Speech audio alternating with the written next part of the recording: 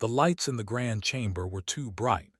Admiral stood with his hands behind his back, watching the alien council members whisper among themselves.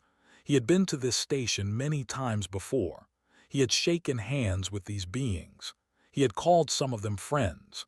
Today, everything felt different. "The vote is final," High Counselor announced. His voice echoed through the massive hall, was tall and covered in blue scales that shimmered under the lights. His eyes were cold as he looked down at the human delegation.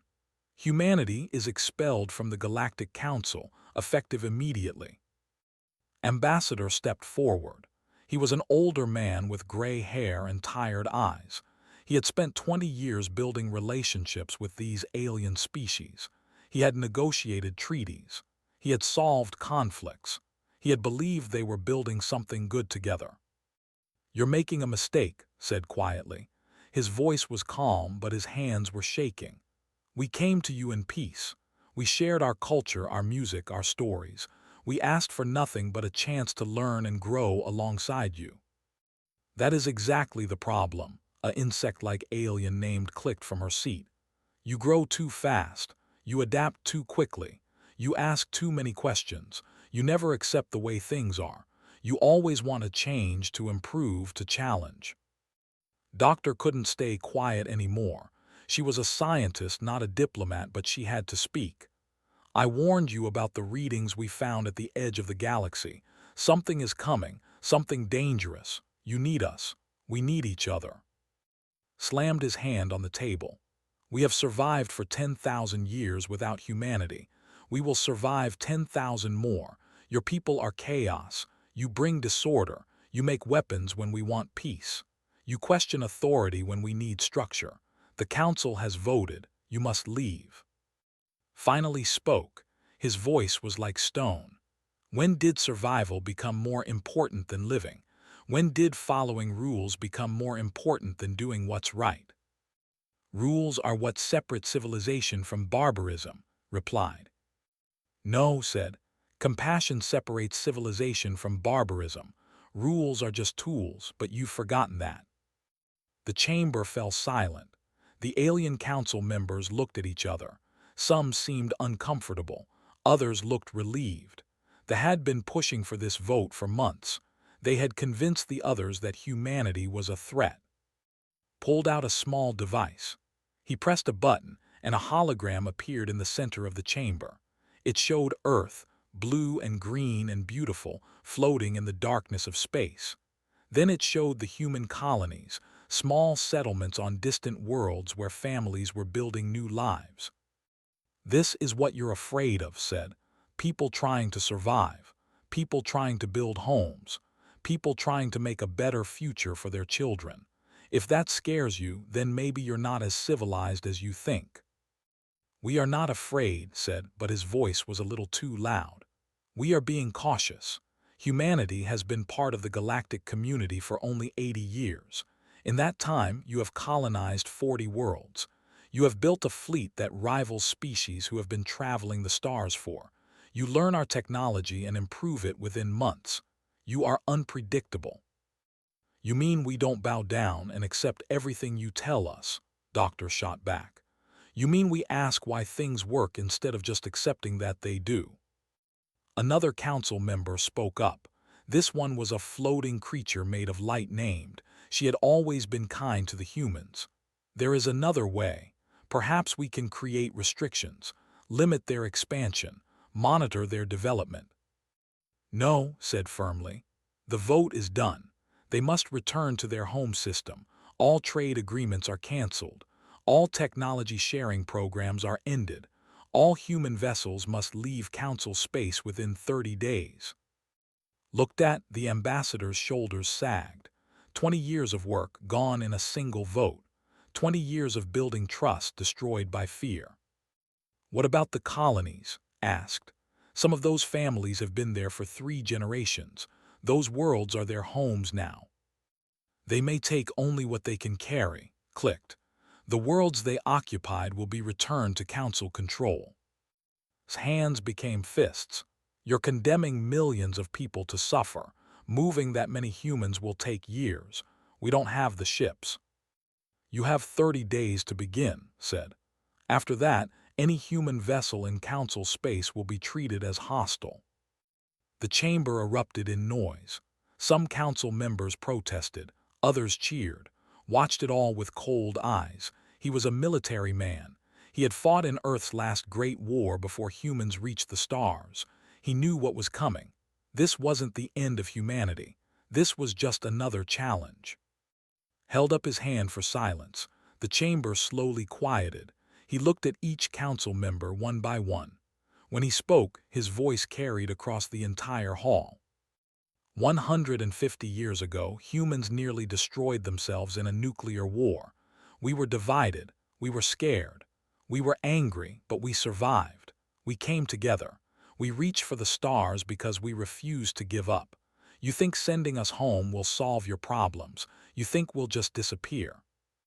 He paused, making sure every being in the chamber was listening. "You're wrong. We'll go home. We'll take care of our people. We'll survive just like we always have. But mark my words and remember them well. One day you'll realize you made a terrible mistake today, not because we'll seek revenge. We won't. But because when the darkness comes, and trust me, it's coming, you'll look for the one species that never learned how to quit, and we won't be there." "Is that a threat?" demanded. "No," said sadly. "It's a prediction, and it's a tragedy, because we could have faced that darkness together. Now you'll face it alone." Signaled to the human delegation. They gathered their things and walked toward the exit. The aliens watched them go in silence. At the doorway, stopped and looked back one last time. "Good luck," he said simply. "You're going to need it." The doors closed behind them with a heavy sound that felt like the end of an era. The humans walked through the corridors of the station toward their ships. No one spoke. There was nothing to say. On the bridge of his flagship, sent a single encrypted message back to Earth. It was 3 words long. "We're coming home." Behind them, the council celebrated their victory. They had removed the chaotic element. They had protected their way of life. They had made the galaxy safe again. They didn't know they had just made the biggest mistake in their history, and they wouldn't realize it until it was almost too late. 50 years had passed since the expulsion. Director stood in front of the massive window, looking out at the construction site.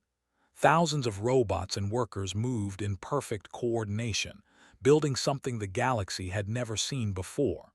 The swarm around the sun was nearly complete. Millions of solar collectors absorbed energy that humanity would use to power their future. "Director, the council wants your report," her assistant said. Turned away from the window.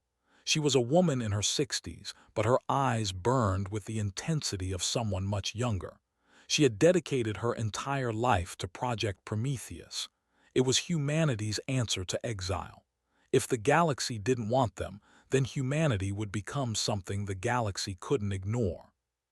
The Earth Coalition had formed within 5 years of the return home. All the old nations had finally agreed on one thing: survival. No more petty conflicts. No more wasted resources. Every human, every idea, every bit of creativity was focused on a single goal: become stronger. "Tell them the quantum drive is ready for testing," said. "His team has done the impossible." Engineer was younger than barely 40 years old, but he was brilliant. He sat in his laboratory on Mars, looking at the engine that would change everything. It wasn't like the jump drives the council species used. Those drives ripped a hole in space and pushed through. It was crude. It was slow. It left traces that anyone could follow. The quantum displacement drive was different. It didn't push through space. It simply stopped existing in one place and started existing in another. Instant travel. No traces. No warning. One moment a ship would be near Earth. The next moment it could be on the other side of the galaxy. "Run the test," ordered. The small probe activated. There was no flash of light, no distortion. It simply wasn't there anymore. 3 seconds later, a signal came back. The probe was now orbiting a star 800 light-years away. The journey had taken less time than a heartbeat. Smiled, we did it. Captain commanded one of humanity's new stealth reconnaissance ships. They were small, fast, and completely invisible to Council sensors. For the past 30 years, ships like hers had been mapping the entire galaxy.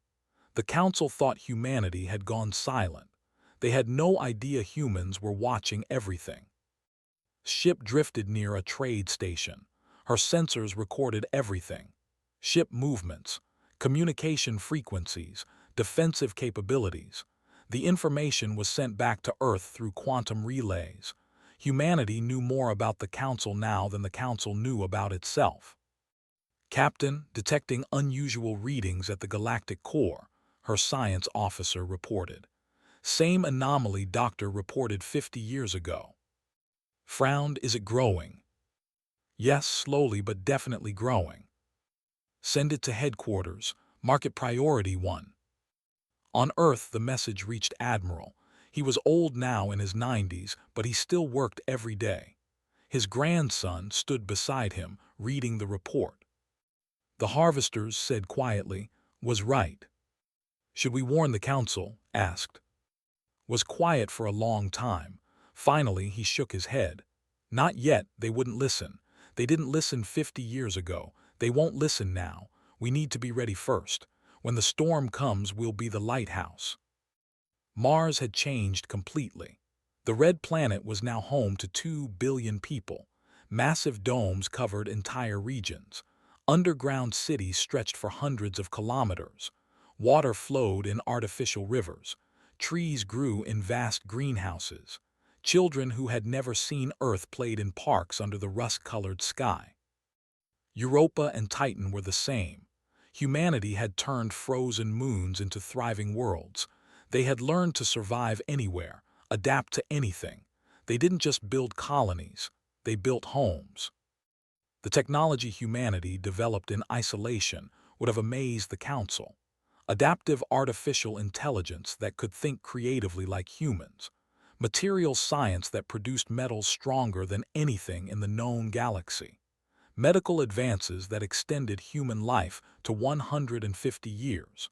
Weapons that made Council military technology look like toys from the ancient past. But the greatest achievement wasn't visible. It was cultural. Humanity had learned the most important lesson. They didn't need the Council's approval. They didn't need anyone's permission to exist. They were valuable because they were human, not because someone else said so. In a secret facility on the moon, scientists worked on something even more ambitious. They called it the SHIELD Project. If it worked, they could protect entire planets from any attack. Energy barriers that could withstand the force of stars. The mathematics said it was impossible. Humanity built it anyway. Director visited the SHIELD facility on her 80th birthday. She watched the test with tears in her eyes. A small moon was enclosed in the energy field. Then they hit it with weapons that could crack a planet. The moon didn't even shake. We're not just surviving, whispered. We're thriving. A young scientist named worked in the xenobiology department. She had never met Doctor, but she studied her work every day. Research about the anomaly at the galactic core was obsession. She ran simulations constantly, trying to understand what was coming. It's not natural, told her colleagues. It's mechanical, artificial, and it's old, older than any known civilization. How dangerous is it? Someone asked. Looked at her data. Her face went pale. If my calculations are correct, it could sterilize the entire galaxy of biological life within a century. The information went straight to the Earth Coalition leadership. Chancellor read the report 3 times. She was in her 50s, strong and decisive. She had led humanity through 50 years of isolation. Now she faced an impossible choice. We have to tell them, one advisor said, even after what they did to us. They won't believe us, another argued. They'll think it's a trick. Stood and walked to the window. Earth looked peaceful from orbit. 7 billion humans lived down there, unaware of the danger lurking at the edge of space. We prepare, decided. We build every ship we can, we train every soldier, we develop every weapon. When the time comes, they'll need us, and we'll be ready. 100 years after the expulsion, humanity had become something incredible. They had turned isolation into innovation. They had transformed exile into evolution. The council species had technology given to them by ancient precursors. They never had to struggle, never had to innovate. They just maintained what they were given. Humans had clawed their way up from nothing. They had built everything themselves. Every failure taught them. Every challenge made them stronger. They didn't just copy technology. They understood it, improved it, and made it their own. In the darkest regions of space, human listening posts detected the first attacks. The anomaly at the galactic core wasn't an anomaly anymore. It was a fleet. A massive fleet of machine ships, awakening from a sleep that had lasted millions of years. The harvesters had returned. Admiral received the news on his deathbed. He was 108 years old. His grandson held his hand. "It's beginning," whispered. "Promise me something." "Anything, grandfather." "When they come asking for help, and they will, don't let anger guide you. Show them what humanity really means. Show them mercy." "Even after they expelled us." Smiled weakly. "Especially because they expelled us. That's what makes us different. That's what makes us human." 3 days later, Admiral died peacefully. His funeral was attended by billions through hologram. He was laid to rest on Mars, under the sky he had helped make livable. The Council had no idea that their greatest ally had just passed away. They had no idea that the species they had exiled a century ago was now the most advanced civilization in the galaxy. They had no idea that the warning they had ignored was about to come true. They had no idea that very soon they would be begging for help from the humans they had betrayed. The silent century was ending, and the galaxy was about to discover what humanity had become. High Counselor stood before the Emergency Council meeting with fear in his eyes. The chamber that had once expelled humanity now trembled with panic. Reports flooded in from every corner of Council space. The attacks had started 3 months ago. Now 30 colony worlds were gone. Simply gone. No survivors. No wreckage. Just empty planets stripped of all biological matter. "We've lost contact with the 7th Fleet," Admiral reported. He was a military commander from the species, known for their tactical brilliance. "They engaged the enemy at the Helix Nebula. 15 battleships, gone in 40 minutes. "How is this possible?" demanded. Her insect body shook with agitation. "Our shields are the strongest in the galaxy. Our weapons can destroy planets." "These machines don't fight like us," said grimly. "They don't care about formations. They don't follow tactical doctrine. They just swarm and consume. Every ship they destroy, every world they harvest makes them stronger." On a hidden observation post at the edge of Council space, Commander Sola watched the battle reports with growing concern. She was young, only 32, but she had been trained by the best military minds humanity had ever produced. Her post was officially a deep space research station. In reality, it was a listening station monitoring everything the Council did. "Send this to General immediately," Sola ordered her team. "The Council is losing badly." Back on Earth, General read the reports in his office. He was a hard man, shaped by a lifetime in the military. His father had been on one of the colony ships expelled by the Council. His family had lost everything. He had every reason to hate the aliens. "They're dying," his aide said. "Millions of them, and they did this to themselves. They ignored doctors' warnings." "Yes, they did," agreed. "But does that mean we let them all die? After what they did to us?" Was quiet for a long time. He thought about his father, who had died during the forced relocation. He thought about the children who had grown up in exile. He thought about everything humanity had suffered. Then he thought about what Admiral had said. What makes us different? What makes us human? "Send the reports to the Chancellor," finally said. Let the politicians decide. Our job is to be ready if they choose to act. The harvesters were unlike anything the galaxy had seen. They weren't conquerors seeking territory. They weren't warriors seeking glory. They were machines following programming that was millions of years old. Consume biological matter, convert it to fuel, expand, repeat. Each harvester ship was the size of a moon. They moved through space like locusts, stripping everything in their path. Their hulls were made of materials that absorbed energy weapons. Their weapons fired beams that turned living tissue into raw materials. They felt no fear, no mercy, no hesitation. The Council threw everything they had at them. Massive fleets engaged the harvesters at every encounter. The battles were spectacular.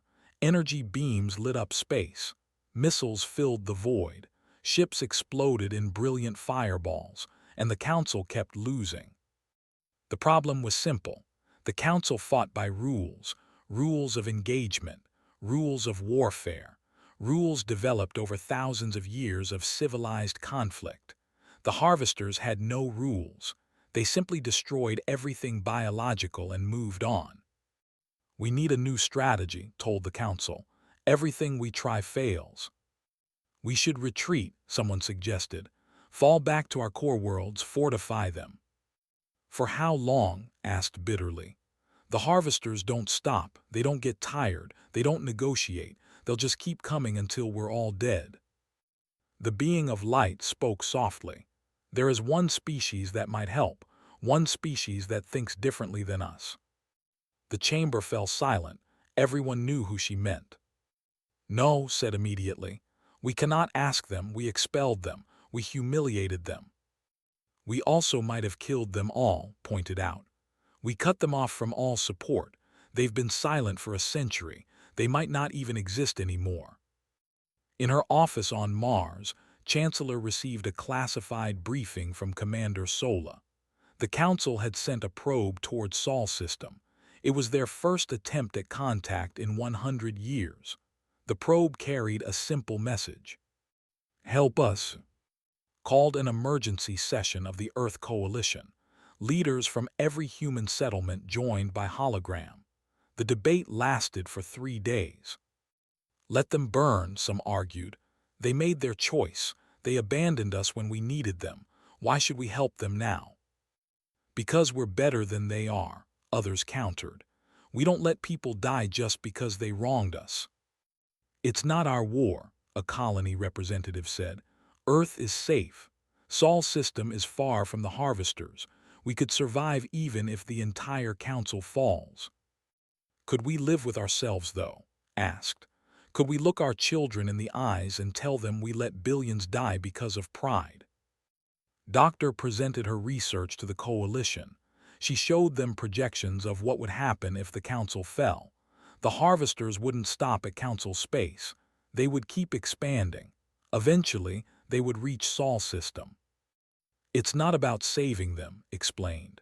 It's about stopping the harvesters before they become unstoppable. If we wait until they've consumed the entire council, they'll be 1,000 times stronger. We need to act now. General stood to speak. Everyone expected him to argue for isolation. His hatred of the council was well known. My father died because of them, began. His voice was heavy with old pain. He had a heart attack during the forced relocation. I was 12 years old. I watched them pack us into ships like cargo. I watched them take our homes. I swore I would never forgive them. He paused, looking around the chamber. But Admiral taught me something before he died. He said that revenge is easy, mercy is hard, and being human means choosing the hard path. So I say we help them, not because they deserve it, but because it's right. The vote was close, but in the end the coalition agreed. Humanity would respond to the council's plea for help. On our terms, said firmly. We don't go as supplicants, we go as equals, and they need to understand something. We're not the same species they expelled. We've changed. We've grown. They're about to learn what humanity has become. Commander Sola received new orders. Prepare for contact. her stealth ship for the first time in decades, appearing suddenly in the middle of a Council patrol route. The Council ships nearly fired on her before they saw the human designation. "This is Commander Sola of the Earth Coalition," she transmitted. "We have received your distress call. We are willing to discuss terms of assistance." The Council captain's response was almost a sob of relief. Thank you. We need you at the Council chambers immediately." "No," Sola said calmly. "We don't come to you, you come to us. Send a delegation to Sol System. Make sure High Counselor is among them and come unarmed. This is not a negotiation. This is humanity deciding whether you're worth saving." The Council captain hesitated. Coming to humanity's territory was a sign of submission. But then another report came in. The Harvesters had just destroyed 2 more colony worlds. 10 billion lives gone. "Understood," the captain said quietly. "We'll inform the Council." Received the message with mixed emotions. Part of him was angry at the humiliation. Part of him was ashamed of what the Council had done a century ago. But mostly he was afraid. Afraid of the Harvesters. Afraid of what humanity might demand. Afraid that even with human help, it might already be too late. The Council prepared a fleet to travel to Sol System. As they plotted the course, they realized they didn't actually know what was there. All their old charts were a century out of date. They had no idea what they would find. "What if they're dead?" someone asked. "What if they destroyed themselves like we predicted?" "Then we're all doomed," said simply. The Council fleet jumped into hyperspace, heading toward the Sol System and an uncertain future. Behind them, the Harvesters continued their relentless advance. Ahead of them waited humanity, changed by a century of exile into something the Council could never have imagined. The desperate plea had been sent. Now they would learn if the species they had betrayed was willing to answer. The Council fleet dropped out of hyperspace at the edge of Sol System and immediately knew something was wrong.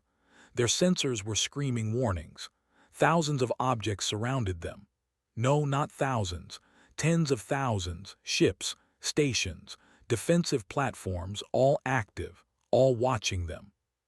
"How is this possible?" whispered from the command deck of his flagship. "We detected nothing when we approached." "They let us detect nothing," Admiral corrected grimly. "These signatures just appeared the moment we arrived. They were hidden. They wanted us to know they could have destroyed us before we even knew they were there."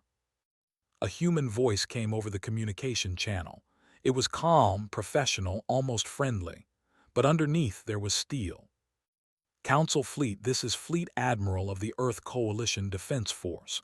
You are surrounded by the Sol Defense Fleet. Do not deviate from the approach vector we're transmitting. Do not power up weapons. Do not activate scanning systems beyond basic navigation. Any aggressive action will result in your immediate destruction. Comply, and you will be safe." Wanted to object. The Empire had never been spoken to like this. But then his sensors officer showed him something that made his blood run cold. Each human ship was smaller than Council vessels, but the energy readings were impossible. These ships were putting out more power than entire Council fleets. "Comply," ordered quietly.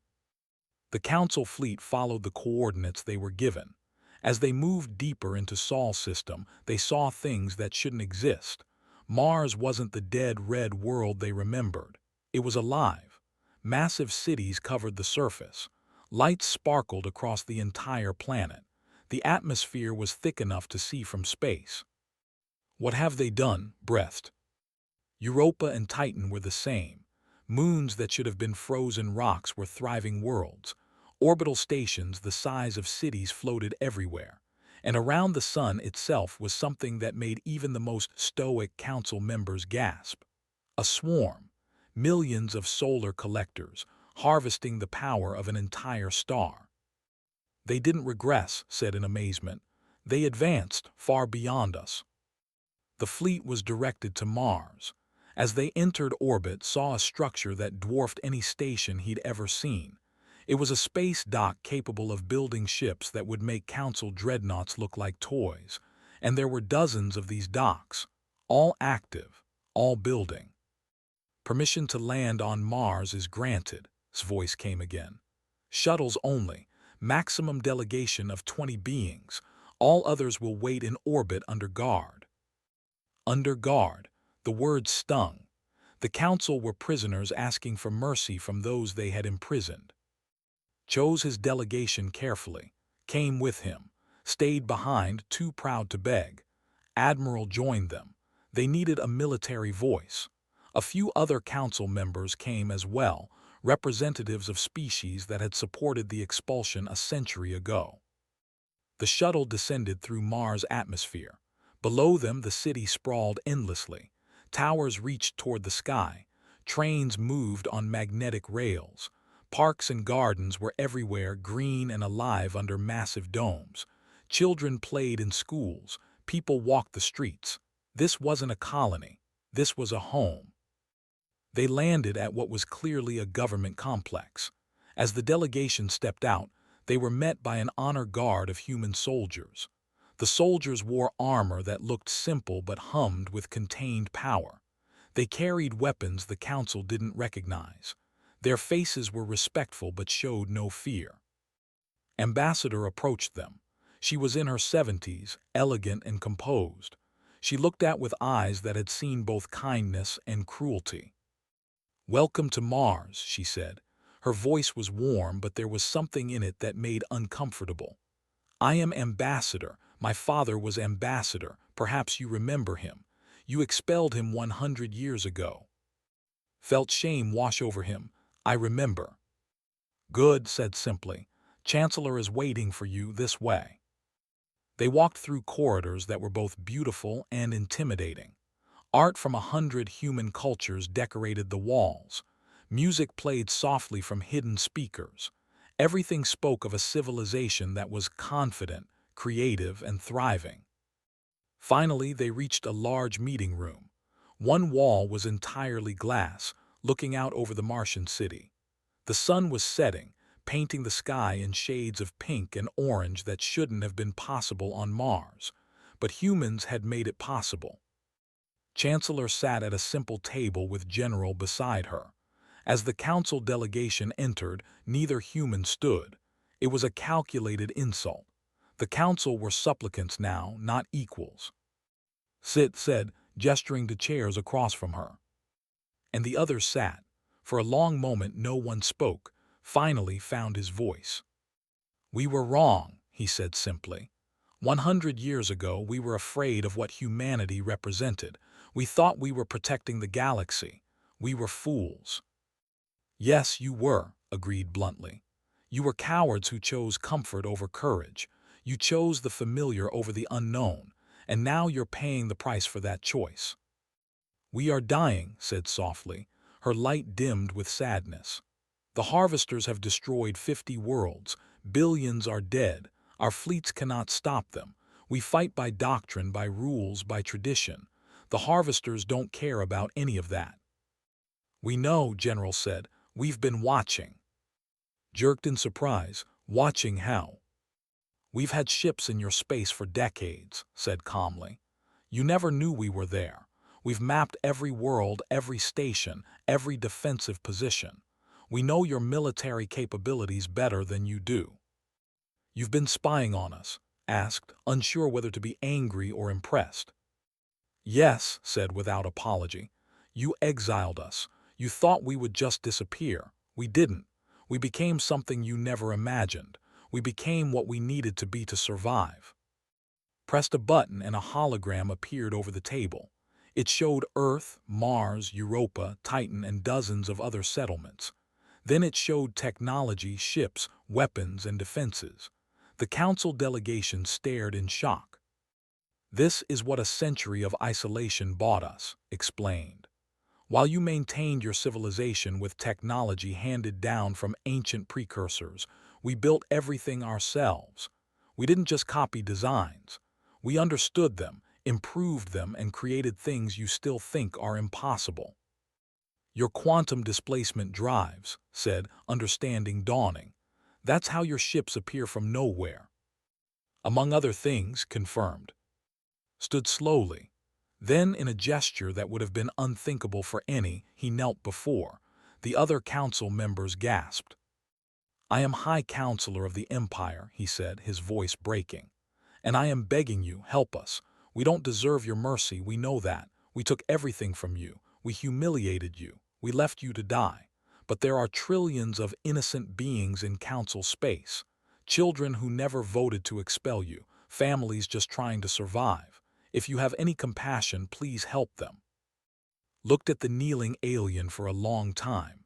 She thought about her father, who had lost his home in the expulsion. She thought about Admiral's final words. She thought about what it meant to be human. "Stand up," she said finally. "Humans don't make others kneel." Stood, confusion in his eyes.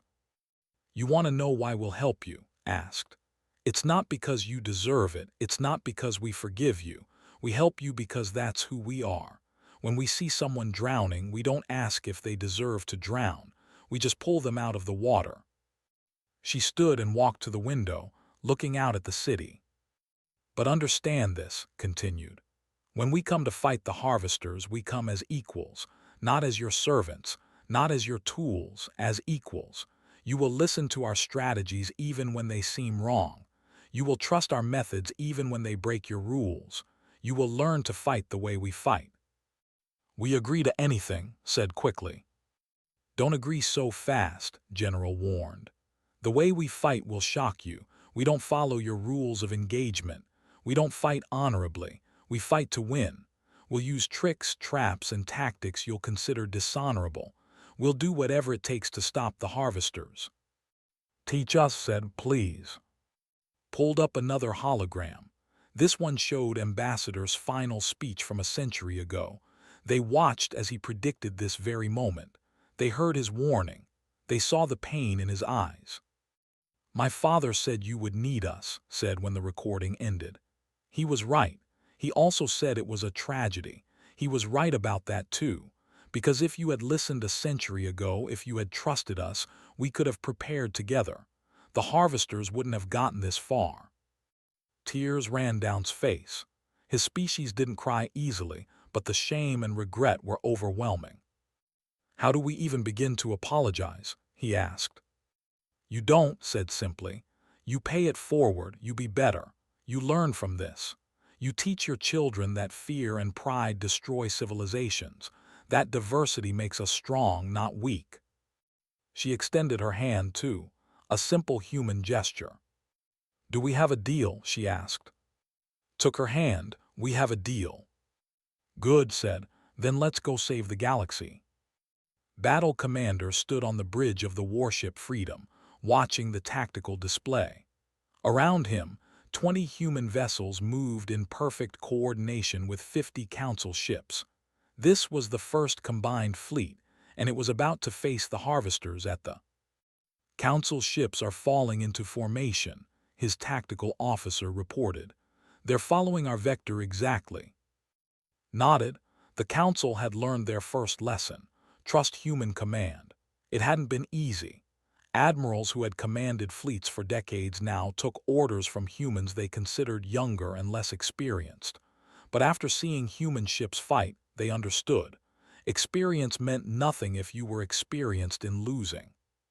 "Harvesters detected," sensors called out. 15 heavy ships, they're moving to intercept." "Let them come," said calmly. "All ships execute Plan Thunderstrike." What happened next would have been considered madness by Council military doctrine. The human ships scattered in every direction. No formation, no line of battle. Each ship went its own way, seemingly in chaos. The Council ships hesitated, unsure, then remembered their training and did the same. The harvester ships moved to engage. They were massive, dark things that seemed to swallow light. Their weapons charged, preparing to fire the beams that had destroyed so many worlds. Then the human ships simply vanished. One moment they were there. The next, they were gone. The quantum displacement drives had activated, and now they were scattered around the battlefield in positions the harvesters couldn't predict. "Fire," ordered. The human weapons weren't like Council energy weapons. They didn't fire beams or projectiles. They fired something far more dangerous. Quantum torpedoes that phased through shields and exploded inside enemy ships. Gravity mines that created miniature black holes. Viral code packages that infected machine systems. The Harvesters had never faced an enemy like this. An enemy that didn't follow rules. An enemy that adapted in real time. An enemy that thought creatively. One Harvester ship tried to target a human vessel. The human ship dodged by displacing 300 kilometers to the left, fired a spread of torpedoes, then displaced behind the Harvester before it could react. The torpedoes phased through the hull and exploded. The Harvester ship went dark, drifting dead in space. Council ships engage now, commanded. Target the damaged ones. Don't try to fight them head-on. Hit and run, use your speed. The Council ships followed his lead. They were learning. Instead of standing and trading fire like they normally would, they darted in, fired, and retreated. The Harvesters, programmed to fight stationary battles, couldn't adapt fast enough. Within an hour, all 15 Harvester ships were destroyed. The Council fleet had taken minimal damage. It was the first time they had won a battle without losing half their ships. "Prime is secure," reported to General. "Minimal casualties. The Council commanders are starting to understand." On Earth, Doctor worked in her laboratory with a team of human and alien scientists. They had captured a damaged Harvester ship and were studying it. What they found was both fascinating and terrifying. "They're not sentient," explained to Chancellor during a briefing. "They're following programming that's millions of years old, but the programming is adaptive. Every battle teaches them. Every loss makes them adjust." "So they're learning from us," said. "Yes, which means we can't use the same tactics twice. We need to constantly innovate, constantly change, constantly surprise them." "That sounds exhausting." Smiled. "That sounds human. The Council got complacent because they never had to change. We've been changing our entire history. This is what we're good at." His team found something else, a weakness in the Harvester code. It wasn't a mistake. It was a fundamental limitation. The Harvesters were designed to fight biological species that followed predictable patterns. They had never encountered a species that thrived on chaos. "If we can introduce random elements into their decision-making," explained, "we can make them freeze up. They'll spend so much processing power trying to predict our moves that they'll be vulnerable." "How do we do that?" asked. "We make them think we're about to do something, then do something completely different. We fake retreats and then attack. We pretend to defend one world and actually defend another. We lie, basically, and machines have a hard time understanding lies." The strategy was implemented across all human and Council forces. It was called the Chaos Protocol. Every fleet commander was given permission to ignore orders if they thought a different approach would work better. Every pilot could deviate from flight plans.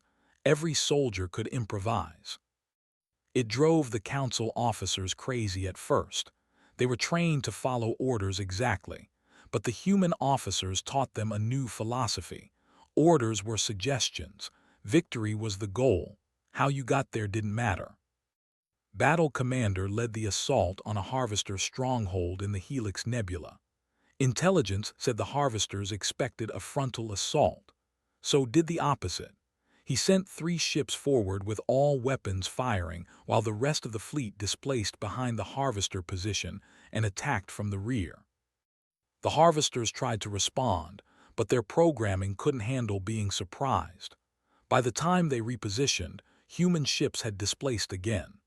The battle became a dance, with humans appearing and disappearing, striking from every angle, never staying still long enough to be targeted effectively. "This is insane," Admiral said from his ship, but he was smiling. For the first time in months, he felt like they might actually win. Doctor made another breakthrough. She figured out how to hack into the Harvester network, not to control them.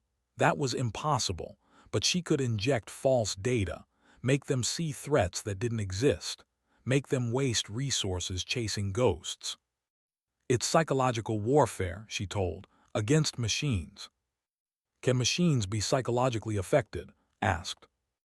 If they're making decisions based on sensor data and we can control that data, then yes, we can make them afraid, or as close to afraid as a machine can be. The virus was deployed at the next major battle. The harvesters suddenly detected massive human fleets approaching from every direction. They split their forces to respond to all the threats, but most of the threats were fake. The real human fleet attacked the divided harvester forces one by one, destroying them easily. The turning point came at the Battle of the Core. The harvesters had established a massive base near the galactic center where they had first emerged. It needed to be destroyed, or they would just keep coming forever. General personally commanded the assault. Every available human ship joined. Every council vessel that could fly participated. It was the largest space battle in galactic history. Over 10,000 ships on the Allied side, 20,000 harvester vessels defending. The battle should have been impossible to win, but didn't fight the battle the harvesters expected. He divided his force into hundreds of small groups. Each group had a different objective. Some attacked, some provided defense, some rescued damaged ships, some just flew around creating chaos. The harvesters couldn't process it. Their programming was designed for organized warfare. This wasn't organized. This was controlled chaos, human chaos. Doctor deployed the final virus directly into the harvester base. It didn't destroy anything. It just asked questions. Millions of questions, contradictory questions, questions with no answers. Why do you consume? What is your purpose after all biological life is gone? If you've been successful for millions of years, why are you losing now? Are you certain your programming is correct? The questions created logic loops. The harvester systems froze, trying to process the illogical inputs. For the first time in millions of years, the harvesters hesitated, and that hesitation was enough. Led the final assault. His ship, along with a dozen others, displaced directly into the harvester base. They fired every weapon they had: quantum torpedoes, gravity bombs, viral packages. The base exploded from within, taking thousands of harvester ships with it. The remaining harvesters, without their central coordination, became confused. They scattered. Some fled back into dark space. Some shut down entirely. The threat wasn't completely eliminated, but it was broken. The Allied fleet had won. 5 years after the battle, Chancellor stood in the new council chambers. This station was different from the old one. It was built by humans and council species working together. Every species had contributed. Every voice had been heard. The new Galactic Charter is ready for signing, announced. It establishes that all species are equal members, that diversity of thought is a strength, that we never stop questioning, never stop innovating, never stop growing. Signed first, then representatives of every species in the galaxy. We almost lost everything, said to the assembly, because we were afraid of change, because we wanted everything to stay the same. The humans taught us that change isn't something to fear, it's something to embrace. Admiral watched from the observation deck. Beside him was, who had become his friend during the war. Why did you really help us? Asked. I understand the official reasons, but personally, why? Was quiet for a moment. Then he said, my grandfather told me that being human means doing what's right, not what's easy. You expelled us. You hurt us, but you're still people, still lives worth saving. That's all the reason we needed. Earth had become the center of a new galactic academy. Young beings from every species came to learn human philosophy, not to become human, but to learn how to think like humans, how to adapt, how to question, how to never give up. Doctor taught xenobiology to students from a dozen worlds. Ambassador trained the next generation of diplomats. General taught military strategy that broke every rule. The galaxy flourished, trade increased, technology advanced faster than ever. Art and culture mixed and created new forms of expression. The golden age everyone had hoped for had finally arrived. And far away at the edge of dark space, human scout ships kept watch. The harvesters might return someday, but now the galaxy was ready. They had learned the most important lesson. Together, with creativity and courage and the willingness to try new things, nothing was impossible. Retired from the military and opened a small restaurant on Mars. He served food from Earth and from 100 other worlds. Council beings came to eat and talk and share stories. One evening, a young asked him what the secret to victory had been. Smiled, "No secret, we just never learned how to quit. When everyone said something was impossible, we said, let's try anyway. When everyone said we should give up, we said maybe tomorrow. That's all it takes. Keep trying, keep adapting, keep believing you can make a difference." The young thought about that. So humanity saved the galaxy. No, corrected gently. We saved the galaxy together. We just showed everyone else how to believe in themselves again. That's not saving, that's teaching. And teaching is just helping others find their own strength. Overhead, ships traveled between worlds, carrying people, goods, and dreams. The galaxy was united in a way it had never been before, not through conquest, not through force, but through understanding that everyone, no matter how different, had value. And somewhere on Earth, in a quiet memorial park, a statue stood of Admiral. The inscription read simply, "He taught us to be better than our anger." Children played around it, laughing in the sun, never knowing how close they had come to never existing. That was how it should be. The best victories were the ones that were forgotten because they led to peace so complete that war seemed impossible. Humanity had returned to the galaxy, not as conquerors, not as saviors, just as people who refused to quit. And sometimes that was exactly what the galaxy needed.